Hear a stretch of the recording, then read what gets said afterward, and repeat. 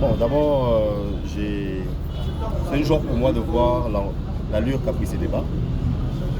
Mes collègues députés, tout le monde s'est déchaîné. Une preuve que cette histoire des Koulouna, c'est vraiment un problème qui affecte toutes les couches de la société.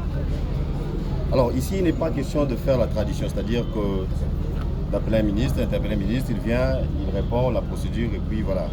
Sinon là, on ne rend pas service aux Kinois. C'est question de trouver des solutions. Si on ne trouve pas de solutions, alors on devra changer les acteurs par d'autres acteurs qui ont des solutions. Je ne sais pas si vous me comprenez. Donc c'est ça. C'est question de... Parce qu'à cette allure, 2023, c'est une année électorale.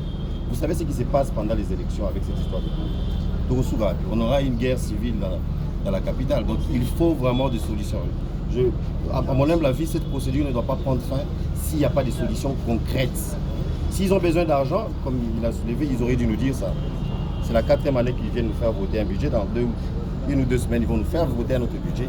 Ils n'ont jamais précisé qu'ils avaient besoin d'argent pour finir avec le problème de Koulouna. Et toutes les questions ont été posées là-bas, dans le sens de combien, supposons que voilà, la police ne dépend pas d'eux comme ils le disent. Mais c'est quand même placé sous leur autorité. Combien de sous-sites ont-ils construits depuis qu'ils sont là? Combien de véhicules ont-ils donné à la police? Combien leur donnent-ils pour les frais de bouclage et autres? Moi, j'ai appris qu'ils ne donnent rien. Depuis qu'ils sont là, ils ont donné 3 mois seulement et 15 000 $ par mois. Pour 15 millions d'habitants, la police, on nage dans des 13 000 effectifs. Quelle opération on va faire avec ce nombre-là? Donc je pense qu'il faut vraiment des solutions. Qu'attendez-vous des solutions concrètes?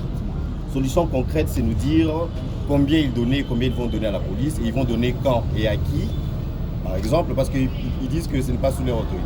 Et combien de sous-sites ils vont construire, combien de véhicules ils vont donner et dans quel délai. Il ne faut pas que ce soit une promesse comme ça. Donc moi je pense que si tout cela n'est pas inclus dans les réponses, il faudra trouver d'autres acteurs. Vous allez passer à la vitesse supérieure. Trouver d'autres acteurs, on a besoin de solutions. Et pensez-vous que 48 heures serait suffisant pour répondre à toutes ces questions? Non, je pense que c'est son secteur et je connais, en fait, je crois que l'excellence Tengelito maîtrise bien son secteur, donc 48 heures, ça semble être suffisant. C'est lui qui a demandé 48 heures, c'est pas moi. Donc, pour moi, il fallait même les réponses aujourd'hui, parce qu'on a vraiment besoin des réponses. Aujourd'hui, au moment où nous parlons, je ne sais pas si vous avez des images du Palais du Peuple, devant les chefs de l'État, il y a des gens qui ont scandé Koulouna et Zongi, devant les chefs de l'État. Et imaginez-vous, quand le chef de l'État il entend ça, à qui il pense d'abord? Aux autorités provinciales. Donc on doit faire quelque chose. Merci beaucoup.